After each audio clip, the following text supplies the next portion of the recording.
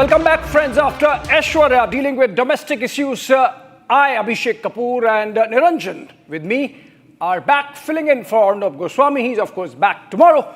And we focus our attention on an issue on which everyone in the country is focused on. Everyone is concerned about at the same time. Everyone in India is confident that we will deal with it on our own terms. That's the Trump tariff tantrums. It's been just 24 hours. The frustrations of the US administration, of the Trump team, and I must say, the Trump attack dogs is really becoming clear. Peter Navarro, he has been calling names. We have Scott Bessent expressing in the most untruthful words issues about India's trade with Russia and India's trade war with the United States in a manner which is unbecoming of statesmen, of world leaders. And that's really the issue we are focusing on. What has happened over the last 24 hours since the Trump tariffs unraveled, how India has responded, and how we are taking it on. Niranjan. I think, Abhishek, this evening, what we will look at in the next 1 hour is how America is rattled tonight. Ladies and gentlemen, if you're watching the debate and if you're listening into all the comments that have been coming in, mostly from the Trump administration, I'm not saying from America. If you've been listening into the comments from the Trump administration, and not all of them, some of them, as Abhishek mentioned, have been, for example, today calling it Modi's war. It doesn't make any sense. Ukraine is not Modi's war. Ukraine is a war that America wanted, America started. And across the world, and even in America today, the Democrats are calling out Donald Trump. We're looking at that subject in great detail, exactly 48 to 72 hours before our Prime Minister lands in China. The fact that we haven't responded to Donald Trump, the fact that we are going ahead with that meeting in China is what irritates Donald Trump, the bully. Here's the story so far. 24 hours since the US trade tariffs on India went into place, we've made a lot of progress. And as you know, we put a 50% tariff on India on oil. They're the second largest. They're very close to China in terms of the purchase of oil from Russia. And the cult of Trump has gone haywire over India's resolute response. Bharat अपने किसानों के, पशुपालकों के और मछुआरे भाई बहनों के हितों के साथ कभी भी समझौता नहीं करेगा. The gloves are now coming off and the lackeys are lining up to push line for their commander-in-chief. Now think about India when you think about the tariffs we're putting in place. 25% because they cheat us on trade, 25% because of the Russian oil. India doesn't appear to want to recognize its role in the bloodshed. It simply doesn't. It's cozying up to Xi Jinping. Leading the charge to cozy up with the man in the Oval Office is White House trade advisor Peter Navarro. In his latest rant against India, Navarro was introduced to the concept of sovereignty, which he misunderstood as arrogance. According to Navarro, India was arrogant for buying Russian oil for its own sovereignty. After preaching India on being a strategic partner, he took on the burden to teach India about being a democracy this time and begged us to side with democracies and not authoritarians. This comes from the man who calls Donald Trump his boss, who said this about the terrorist-turned-president of Syria. Right. I think very good. Young, attractive guy, tough guy. But that's not all. In his sycophancy, Navarro went on to blame India's tariffs for higher wages in the United States and said that US taxpayers are losing money because of Modi's war. Not Russia's war, not Ukraine's war, but Modi's war. Further losing the plot, Navarro said the road to peace runs through New Delhi. They have higher tariffs, they're Maharaja tariffs, higher non-tariff barriers. We run a massive trade deficit with them, so that hurts American workers, hurts American businesses. Then they use the money that they get from us when they sell us stuff to buy Russian oil, which then is processed by refiners and they make a bunch of money there. But then the Russians use the money to build more arms just to deal with the propaganda of the Indian government to make people want to feel sorry for them. Oh, they need the oil. They don't need the oil. It's a refining profiteering scheme. It's a laundromat for the Kremlin. And it's not just Navarro who is going rogue. The entire MAGA administration is throwing their hat in the ring. US Treasury Secretary Scott Bessent went on a rant in US media on why European partners are not using similar tariffs to threaten India. Although in doing so, he did admit that Europe was one of the biggest beneficiaries of India's refined Russian oil. On one hand, Bessent says that Prime Minister Modi and President Trump have a very good relationship and that they will eventually come together.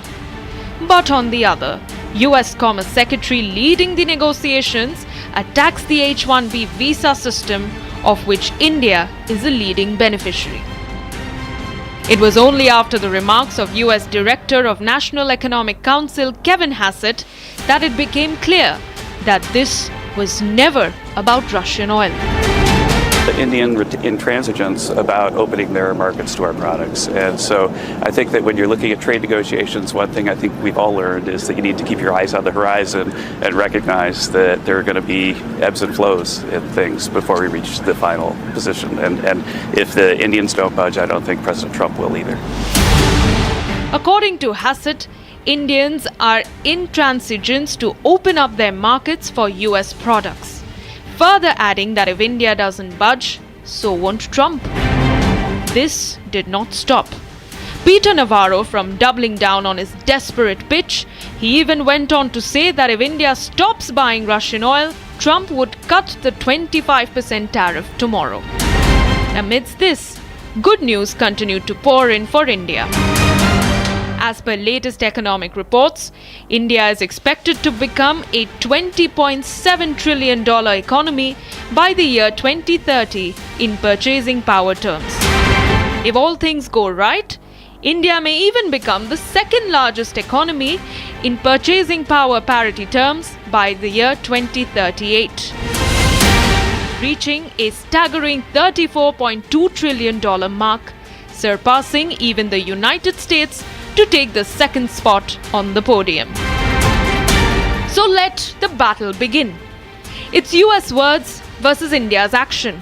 While India stares back, US desperations is only growing, it seems.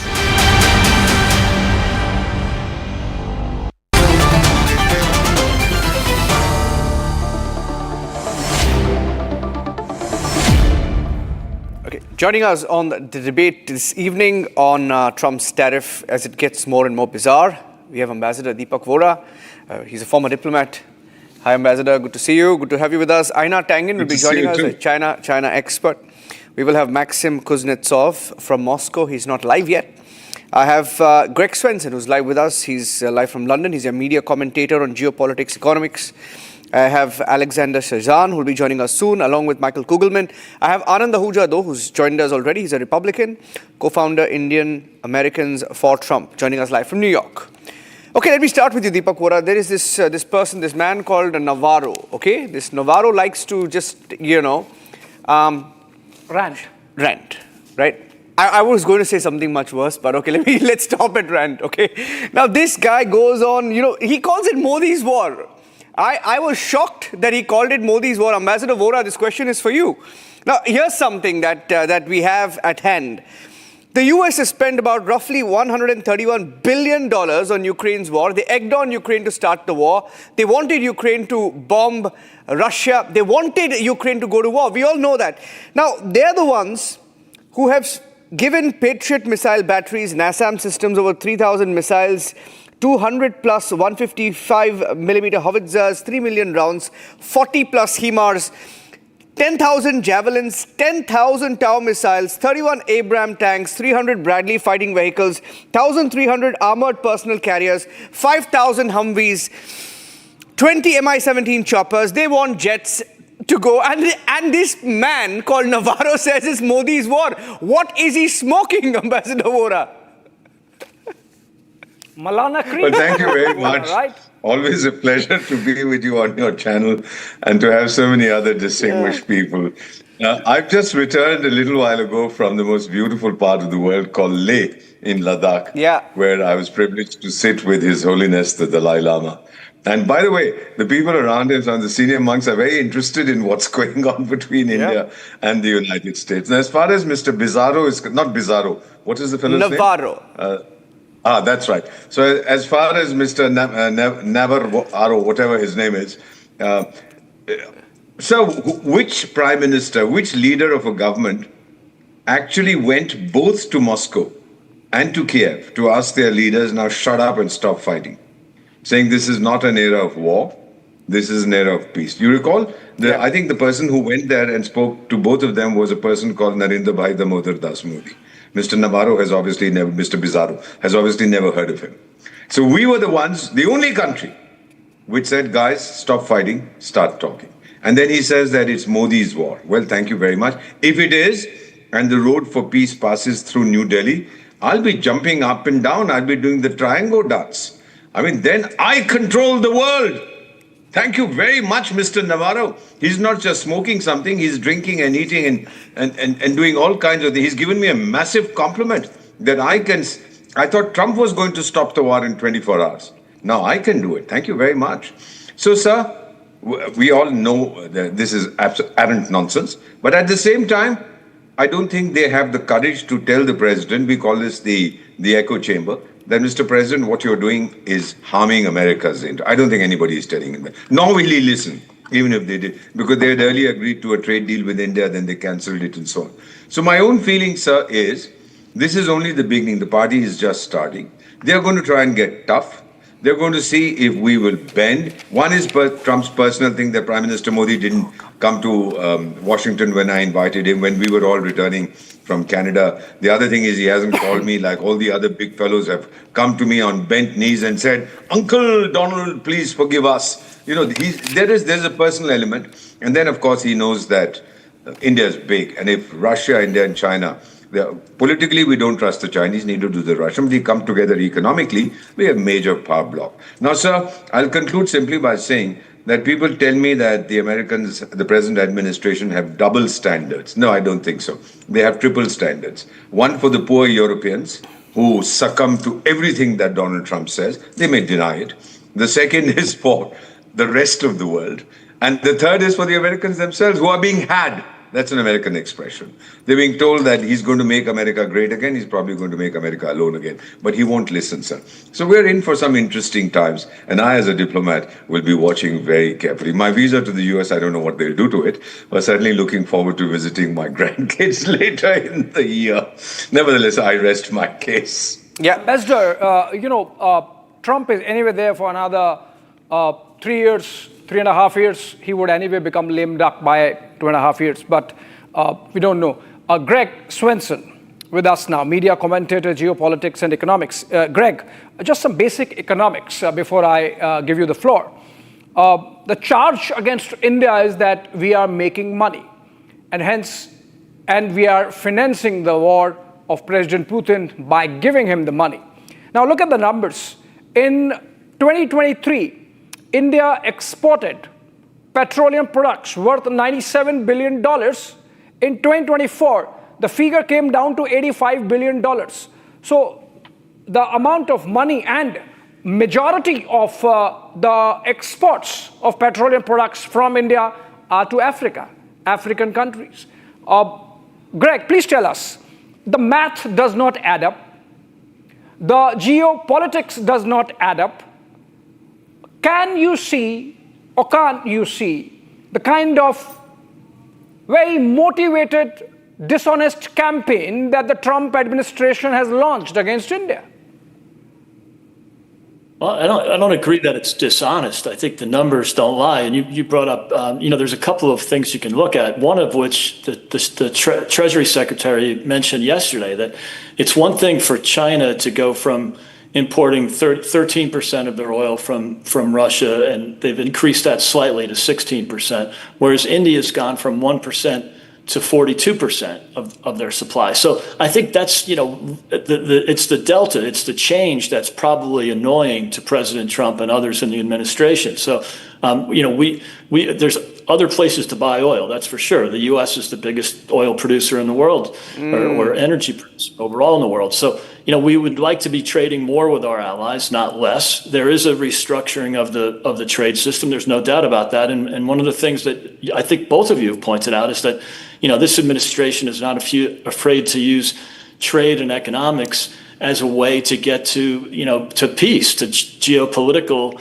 outcomes that are preferable. And I look at, the president partly with threats of tariffs or at least discussing economic interests has brought 5 or 6 armed conflicts to a pause or an end in the 7 short months that he's been in office. So I think we'll see more of this, but it also wouldn't surprise me if we see a very good outcome here ultimately with a trade deal between the U.S. and India. Well, Greg, you're missing a couple of points here. I should underscore those. Number one, the increase in Indian purchase of Russian oil happened with American nod, the proof of which we have seen, for example, in the comments made by earlier ambassador of the United States here, unless you believe that the United States government is not a continuity. Also, whatever oil purchases have happened within the framework of international law. And in that backdrop, for the kind of intemperate language, the kind of uneducated comments that are coming in, including calling the Russia-Ukraine war Modi's war, Greg, somewhere a red line has been crossed. Okay, I wouldn't call it a red line. I mean, look, Peter Navarro is provocative. So is President Trump. They're unconventional in the way they talk. It's quite refreshing, actually, because it's the most candid and transparent administration. Are you sure this is candid and transparent?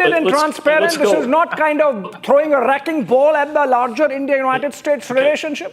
Let's go back to your first comment, and I think, now I can't recall what it was with all the noise, but I do think that the president is not afraid, again, to use leverage, and I think he'll ultimately get the outcome that's good for America, but also good for India. So I know there's going to be some bumps in the road. I don't know whether it's good for the United States, because in throwing the leverage at India, isn't the United States actually losing its leverage with China?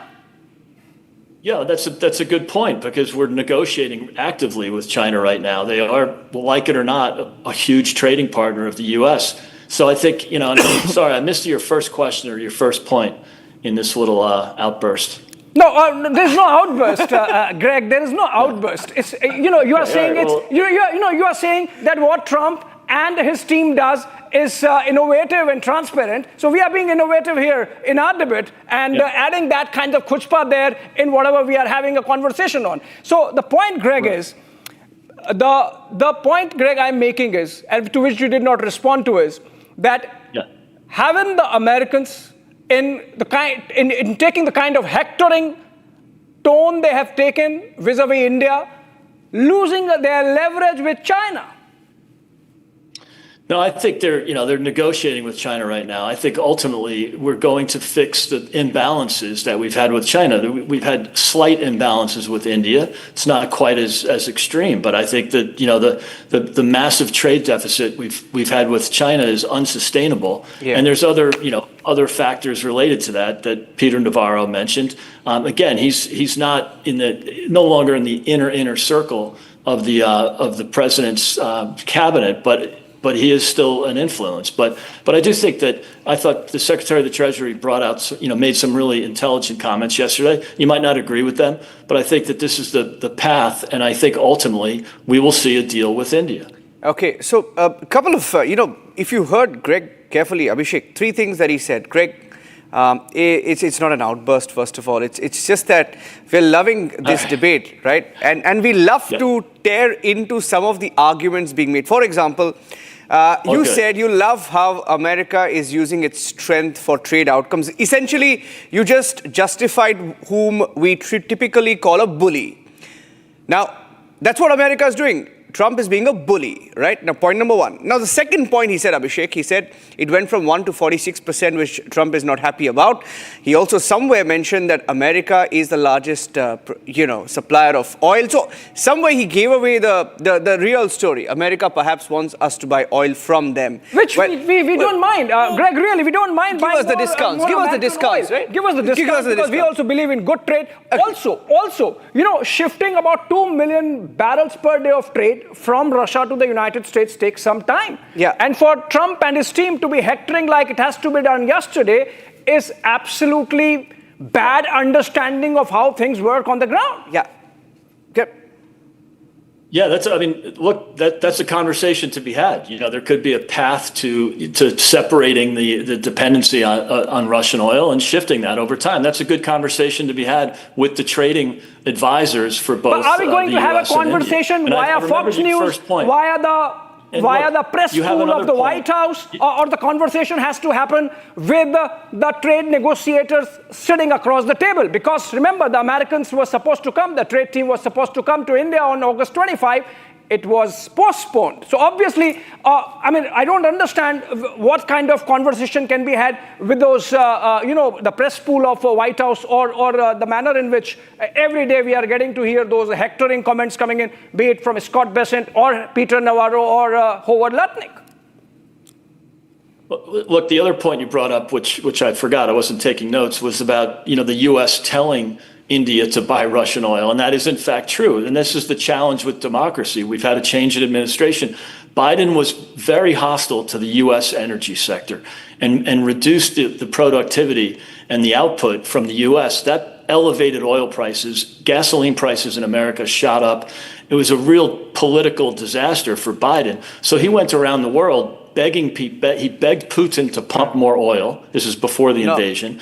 But in 2021, he begged Putin. He went and tried to beg MBS in Saudi to pump more oil and sell more oil. So yeah, guilty as charged. America is inconsistent in the sense that we've had two different administrations in the last 9 years. So that was unfortunate. That Biden was encouraging India to buy oil from Russia. Yeah, but we don't. But he was politically trying to bring energy prices down so he wouldn't get creamed in the midterms in 2022. Yeah, but the thing is, why should India suffer, right? And the third point that when I was about to mention that you very passionately came in to question Greg there. Let me point out the third point.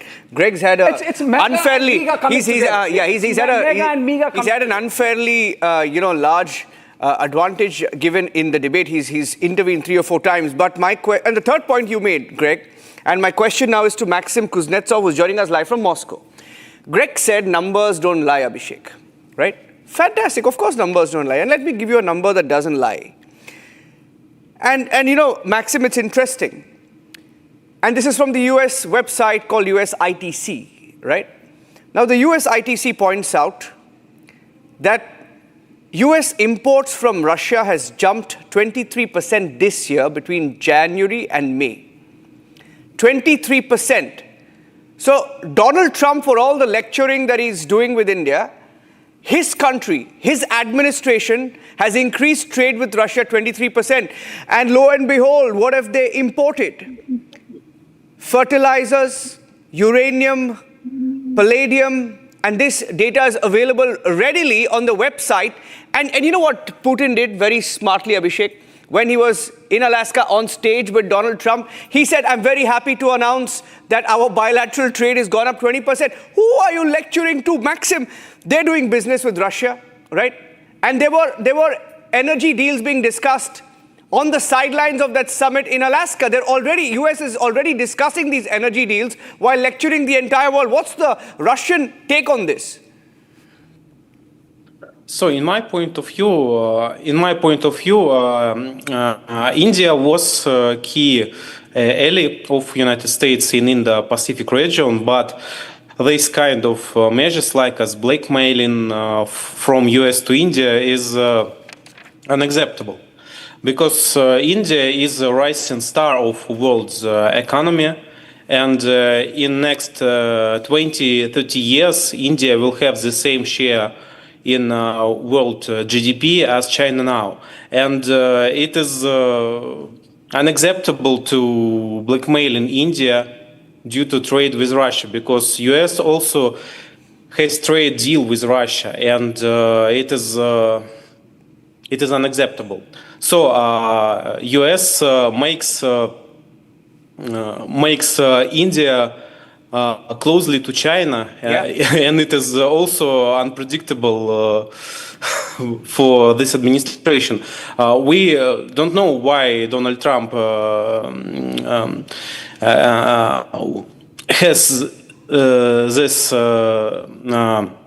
decisions, but it is very strange for me. Right. Because in long run, you are being polite to your new friend Trump. I believe. I have breaking news coming in. You're being polite to your new friend Trump. Maxim, because the fact of the matter is, it's not strange. It's absolute double standards. I mean, if the Americans believe that they can get away with name calling, let's get into it. Bring it on. It's double standards of the worst kind that global diplomacy is seeing of late. And it's not just about India. Russia, and look at what's happening in Europe. Every European leader is so uncomfortable dealing with this American administration. Yeah, should we show that picture? Actually, you know what, Maxim, I want you to speak over this picture. Do we have that picture of all the European leaders being schooled by Donald Trump, extremely irritated? Can I show that picture, please? I think that tells you the entire story. What really irritates them, Abhishek, what really irritates perhaps Donald Trump is the fact that while they are on a rant calling names, right? You spoke about the name calling, India hasn't responded. And that is perhaps what is irritating. That's because of the dignity of the Prime Minister of India. I mean, he's been absolutely dignified, statesmanly, and measured in his response. He is only saying, I am taking care of my farmers, I am taking care of my poor. Yeah. And apart from that, no retaliatory measures. No comments whatsoever from the Commerce Minister, Finance Minister, or the team of Prime Minister Modi. And I have some absolutely decent response to whatever we are being thrown at from Washington, D.C. Yeah, I have some more breaking news coming in, especially for our friends from America, to Greg Swenson and Anand Ahuja. Fantastic news coming in. I'm going to give this news to you, and you should listen to this very carefully. As of this minute, I'm getting in breaking news that India's Russian oil imports is set to rise in September. I'll repeat that. Reuters reporting that India's Russian oil imports is going to rise in September in defense of America.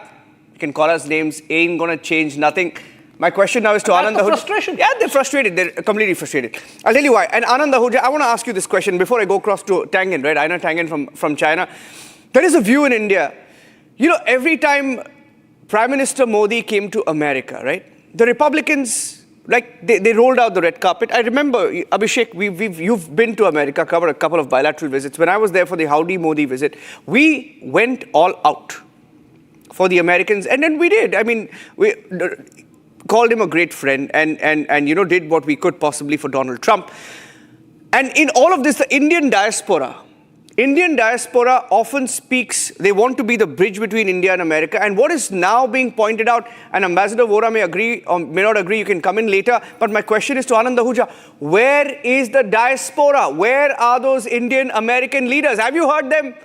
I haven't heard any of you speaking through all of this to build bridges, right? Mr. Ahuja, can you please tell me a campaign, anything that's happening from your end? So first of all, for your kind information, yes, don't underestimate Indian diaspora in United States.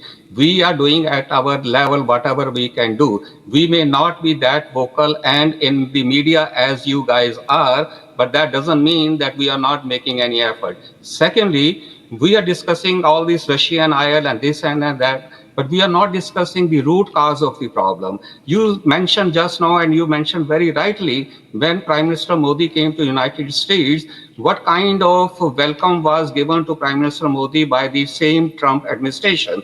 When President Trump went to India, what kind of reception President Donald Trump got from Modi government in Ahmedabad? So there was a time, there was a very, not only on a offshore relationship, but Okay, sorry to interrupt you there. Just getting a live shot. That's a live shot coming in. A live shot. That's Prime Minister Modi embarking for Japan. Abhishek, can you tell our viewers a little bit about the Prime Minister's schedule in Japan so that we'll go back to the debate. This is a live shot coming in of him at the airport. Yeah, so Prime Minister has emplaned. He should be wheels up shortly, or perhaps already is. He's on a two-nation visit. He's flying down to Tokyo first for the India-Japan annual summit and spends about 36 hours there. And then he flies out to Tianjin in China. And that's because he has to participate in the Shanghai Cooperation Organization Summit, the Leaders Summit.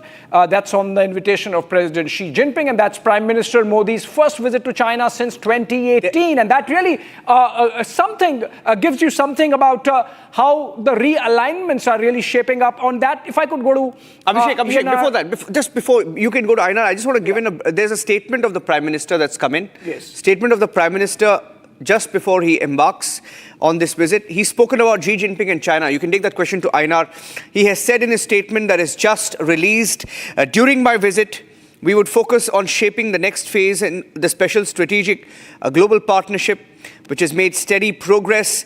And he says from Japan, he will go to China to attend the Shanghai Cooperation Organization Summit in Tianjin at the invitation of President Xi Jinping. India is an active, constructive member of SCO. During our presidency, we have introduced new ideas, initiated collaboration in the fields of innovation, health, cultural exchanges.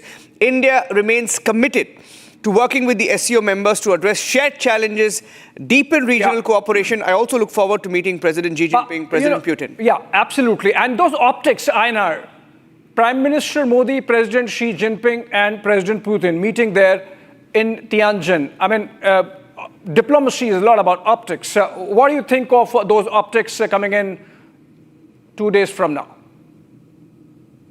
Well, I think you have to keep in mind that all but less than 10 countries are going to be represented at this event. That shows solidarity. The ones that aren't showing up are basically the G7. So contrast that with the United States, which in the United Nations is facing these votes where it's Israel and the United States versus the entire world. I don't think that it's useful. I appreciate Greg's point of view, but I don't think it's useful to try to defend something that's so hypocritical. You rightly pointed out that the United States has increased its trade with Russia by 23% and is now taking it out on India. Yeah. For no apparent reason. I don't believe this thing that somehow Donald Trump feels slighted. Yeah. I think he really is going after India because it's a powerful member and a potential leader of the BRICS. And if the BRICS comes to Washington and uses its combined might, Donald Trump will have to do his signature taco. Yeah, there is also a picture that we have. I wanted to show that picture. That's the picture. When you spoke about optics, Abhishek, you have Prime Minister Modi, Vladimir Putin, and Xi Jinping. And then you have this picture. Can we take that picture full frame, please, where you can see all of them, obviously irritated with what is going on and the kind of treatment that they've got. Can you go full frame to that picture for a minute? Look at that. That's it. Those are the folks who are not going to be at the SCO, of course, because they don't belong to that blocking. But this is the optics. This is what happened last week. Look at their pictures, look at the picture and the faces, the response of these world leaders, and contrast that to what you are going to see in China, in Tianjin, at the SCO. Prime Minister Modi, Putin, Xi Jinping together. Michael Kugelman is joining us live. He is a fellow Asia Pacific Foundation, joining us live from Washington, D.C. And he's been speaking about this issue. He has very strong views on this. Michael, going back to Michael, getting him on the show live. Michael, it's getting worse. At least the name calling is getting worse. But how are you looking at it? Well, yeah, I mean, unfortunately, this is what it's become, name calling. It's not just criticism and press tactics. It's gotten much more raw than that, and it really is unfortunate. It's unclear how much lower things can go, in the sense that the relationship is now at, I think, its worst point over the last 20 years of strategic partnership. This question of why is this happening, I think that there are various reasons. One of them is that the president is not, he really expected India to give in to all of his demands in the trade talks, and many countries did that. Many countries that wanted deals with him gave in. Now, India did make a lot of concessions early on in the talks, but then it drew the line toward the end, which one could understand from an Indian perspective. So I think this is a case of Trump not having gotten what he wants and acting out, so to speak. And that helps explain why India is getting singled out for this special treatment when it comes to the issue of its arms imports from Russia. Its oil imports from Russia. China imports more than India does these days. So, there's that. But I think the more important to pose at this point is, where do things go from here, right? It can't get much worse, but what to look at to hope that things could get better. There, we need to look at the possibility. Could these two leaders have an opportunity to meet in New York next month during the UNGA meetings? It's unclear, I think, at this point, if both leaders will be there, and even if they are there, would they want to meet with each other? I hope, for the sake of the relationship, that they would be prepared to do that. But that's one thing that I'll be watching for moving forward. Michael. Okay, Abhishek has a follow-up for you, Michael. But before you ask your follow-up question, I really wanted to bring this in at this point, because I wanted to mention this to Greg, but since Michael is there, you can take it forward. You can take it to Greg, then I can go to Michael. You can take it to Michael, because I really wanted to bring it at this point. European Union has spent more on Russian oil and gas than what they've actually done to help Ukraine in the war. And we have those figures. Right. They've bought $22 billion euros of fossil fuels from Russia in 2024. Bring it on, Greg. But they've only given 19 million euros. And they want to lecture us. I'm agreeing with that. It's something that. So really would you typically, Greg, then call these people hypocrites for questioning India? The president challenged the Europeans on that. That's one of the reasons they committed to buying $750 billion. But he's supporting Viktor LNG Orban. from But America. he's supporting Viktor Orban on the issue of that Druzhba pipeline that was sabotaged by the Ukrainians recently, Greg. Yeah, I mean, this is the same reason that President Trump put. You're tying sanctions yourself on into Nord Stream knots, 2. Greg. Do you realize you're really tying yourself into knots? No, not at all. Maybe It's because pretty Trump is consistent. doing that, so everyone supporting Trump has to invariably do that. But my question is, Michael, you also are a Pakistan hand, and you mentioned about the possibility of President Trump and Prime Minister Modi meeting at the UNGA. I doubt it, but still, how much do you think, Michael, this thrust that has come between India and the United States has to do with President Trump's ceasefire claims and his absolute desire to get the Nobel Peace Prize for that? Well, yeah, I think that's a part of the problem. I think you look at all the different places, the explanations for why things went downhill. I mean, the fact that the president has repeatedly been making that statement about his role, in a context where it's very sensitive for India when it comes to the issue of third-party mediation. But I think it could go beyond that. I think it really gets to the fact that the U.S. has really strengthened ties with Pakistan in a big way, and so soon after the conflict with Pakistan. And I think that India has accepted the fact that the U.S. is going to have a relationship with Pakistan, a workable relationship with the military, and I think that has not hurt U.S.-India relations in the past. But now it is something that's a problem for the U.S.-India relationship, just because, again, you're seeing such changes in the relationship so quickly. And when you invite the army chief to the White House, that I think was the final straw. So again, a lot of reasons for why things have gone wrong, but I do think the Pakistan factor is something. And to contrast the two, India, of course, has said that Trump did not play a role in the ceasefire, whereas Pakistan has nominated him for the Nobel Peace Prize for that very role. This is a president who does enjoy being flattered. So, I think that difference right there is very significant. But I don't want to overstate the Pakistan issue. There's so many other issues that have brought the relationship to this bad point that it's at now. Now, can I ask quickly, get an Ambassador Deepak Vora for the Indian perspective? Because, there is this report that came in today, Ambassador Vora, and you would have seen that report. This is an Ernst & Young report. Maybe, I don't know, I just get a sense that maybe that has something to do with why Donald Trump is extremely irritated with India, and perhaps he's trying to sort of, stall our progress somewhere. And this Ernst & Young report that came in, right? This Ernst & Young report has said India may emerge as the second largest economy by 2038. That's 13 years from now. It says our GDP in PPP terms could go up to $34.2 trillion, right? 20 trillion by 2030 in 5 years from now.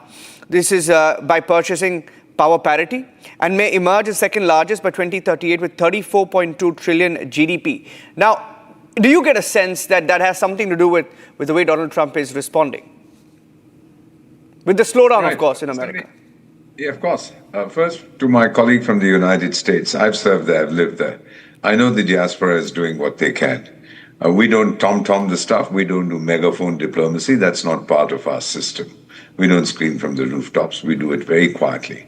And that's probably far more effective. That's what I've been trained in for 52 years. I'm 74 years young now. Second issue that you raised is the Ernst & Young reports. I've seen many, many reports. I've seen reports about India become 50 trillion, 60 trillion, 20 trillion, 2 trillion. It depends on who's writing the report. As an economist, I don't set much store by that.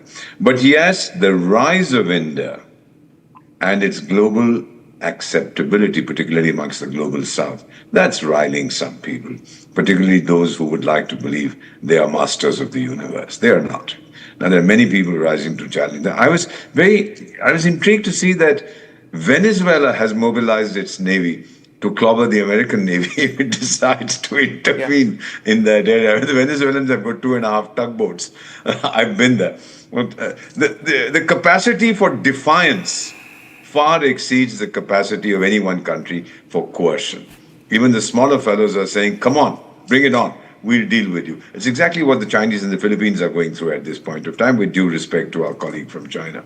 The Philippines, one thought, was little fellows, little pipsqueaks. But here they are turning around saying, come on, let's have it out.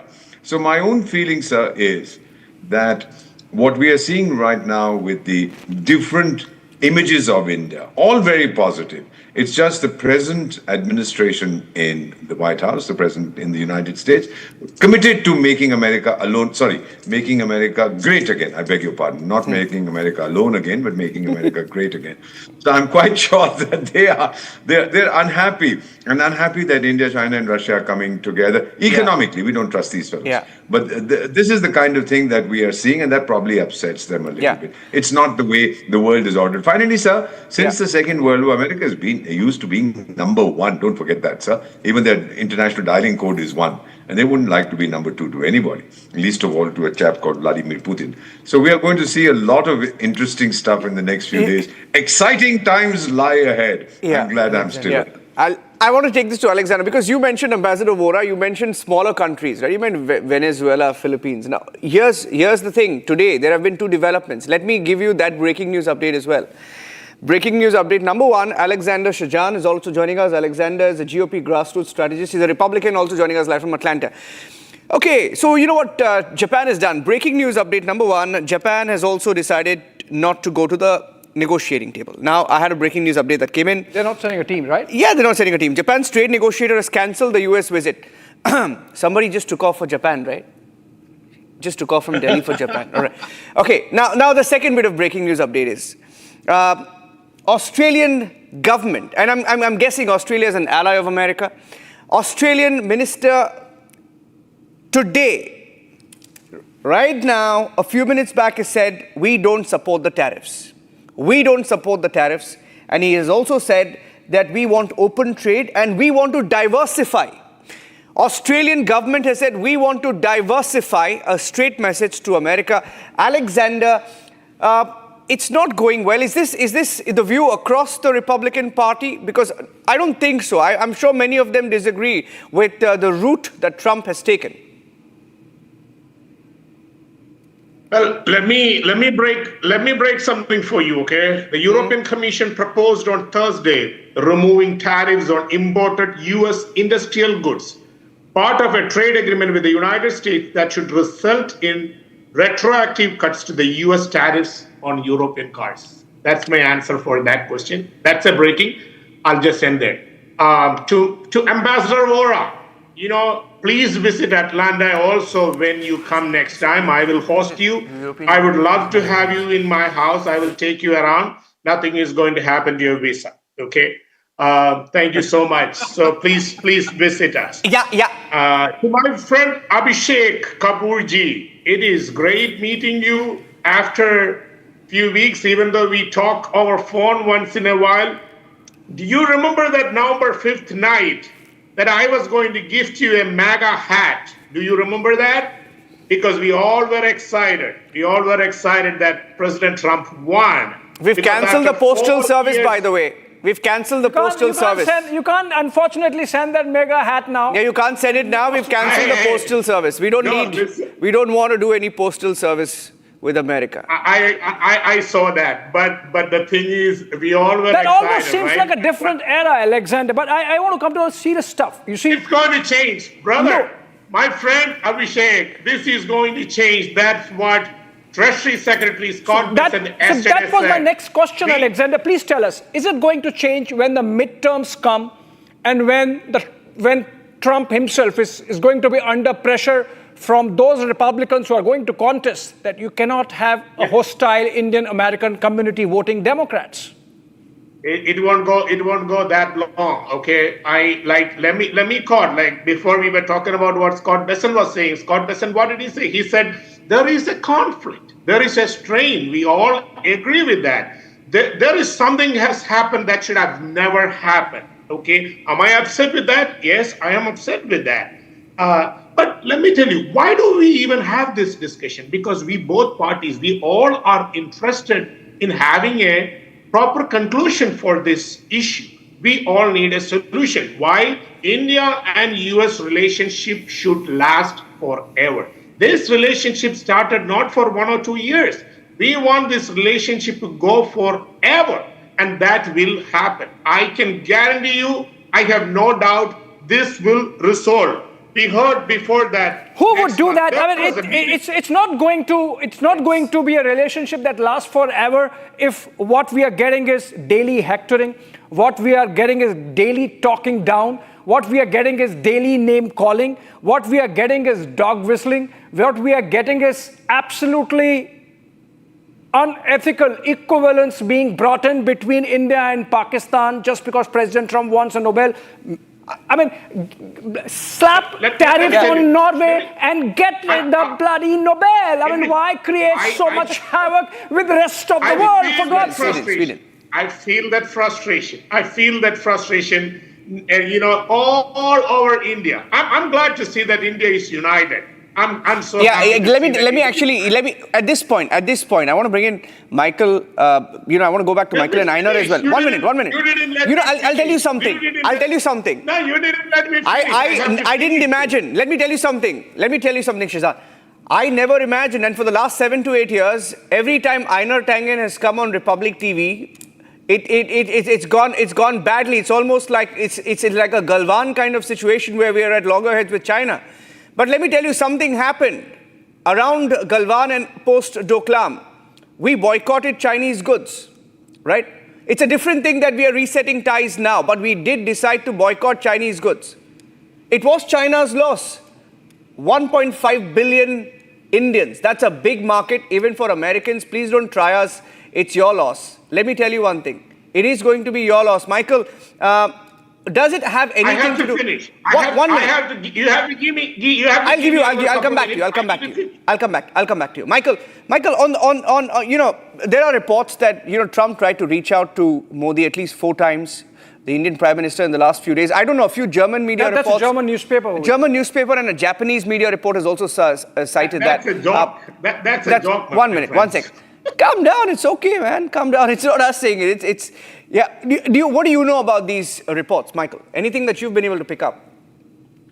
No, I mean, here, yes, these are just reports. I mean, I have not heard any rejection of these reports. Correct me if I'm wrong, which is significant. But, I mean, the idea that Trump would want to call Prime Minister Modi 4 times, and after he doesn't get a response the second time, call a third and a fourth time, it seems a bit hard to believe. But, I will say this. I mean, President Trump, in my view, genuinely wants to have a good relationship with India, much like his entire administration does. I think that's an important thing to keep in mind. Of course, the messaging coming from the administration doesn't suggest that.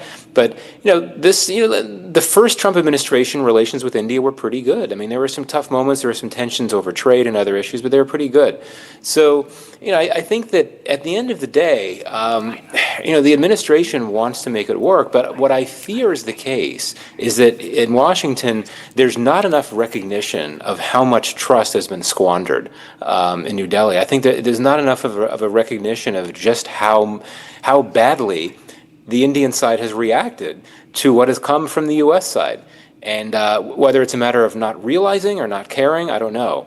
But that is going to be difficult to get past, right? I mean, the relationship could improve. It's going to take time. But I think there's going to first need to be a reckoning and an acknowledgement from the U.S. side. Michael, India has not reacted badly, really. I mean, the conversation that we are having on this broadcast is a heated conversation between two very strong, vibrant democracies. And both of us understand that language and that tonality. Whatever irresponsibility has come in, unfortunately, has come in from the Trump team. But having said that, let me take this to Einar. Einar, coming to you, Mr. It's good that we are having this conversation. Is it essentially United States? It's not just about Trump. It's United States as 21st century's foremost power, which is on decline. Essentially renegotiating its terms of disengagement with the rest of the world. There is an element of nervousness at rising China. And so United States first thought that they could leverage India against China. Having failed, they are frustrated, and they believe that we are being good friends with Russia also. And that is the reason why you are seeing this expression of frustration, essentially, which is in some ways internal also. Yeah, absolutely. I mean, these are the kind of, wild moves of a hegemon that is fading. There's no other way to really put it. As I said before on the show, the greatest gift that the United States has given China since WTO, that wasn't a gift, a negotiation, is Donald Trump. No one could have imagined that at this point, Donald Trump would have alienated everybody, including a bunch of confused penguins who are sitting on an island figuring out how they're going to pay off tariffs. I mean, it was just inconceivable. And right now, not through anything that China has done, except what it sees as its consistent patterns with Belt and Road and other projects it's doing, it is benefiting from the fact that the U.S. is alienating everybody else. I'm fascinated. I was in politics in the United States. I worked on presidential re-election campaigns, local campaigns. I held offices. To hear these apologists talking about, Trump's spitting on you, but you should just think of it as warm rain. I mean, it's nonsense. The hypocrisy is there. There's absolutely no justification. They just say it'll all work out. You should just take everything in stride. I cannot believe it. If the situation was reversed and people were saying to Donald Trump, he says to others, he would be going ballistic. He would be saying, put 200% tariffs on them, call out the army, let's do something nasty to them. Yeah, and if you, Anand Ahuja was putting his hand up. Japan, Australia, both have counteracted. And Denmark, they've issued debarks. There's some. No, my question was to him on Quad. And Denmark the Quad is staring Trump back. There is no Quad. I mean, Japan, Australia, India. That's Quad. Staring back. That's Quad. I mean, the Quad is upset. I mean, what has Trump done? Anand Ahuja, Yes, actually, I 100% agree with Michael when he raised the point of trust. Right now, what I see is the only issue here is trust deficit. India right now does not trust United States, and somehow United States does not trust India on two accounts. Number one, United States somehow feels that India, in the matter of trade, does not play by the rules. Number two, what is the rules? Geopolitical. Let me complete, please. Let me complete. I've been listening to all you guys patiently. Give me 1 minute to complete Short my counter, sentence. sir. I just asked you what is the rule. You said we're not playing by the rules. Just want to know what the rules are. Let me explain you that. Yeah. What about India's giving export subsidies to its exporters? Is it playing by rules? Does WTO allow you to do that? No.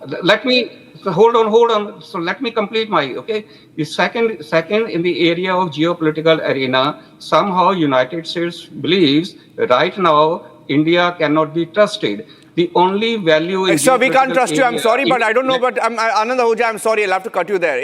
I'm sorry. India can't be trusted. You're hugging Asim Munir, who's by the way not even the head of a he's not even the Prime Minister of Pakistan. And we have deals. We are in bed with deals. You have a deal with crypto companies in Pakistan. Please stop the lecture, sir. Mr. Ahuja, please. We don't want to be lectured.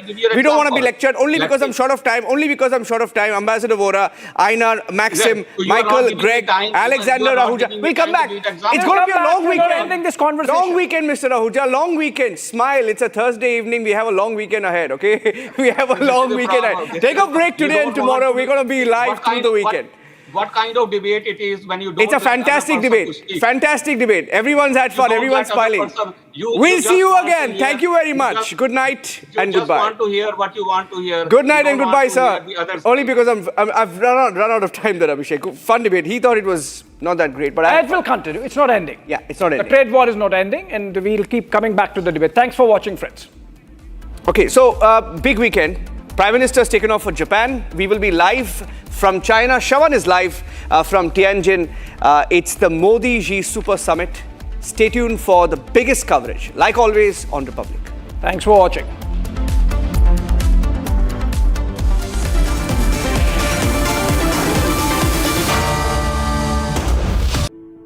In the India Today Best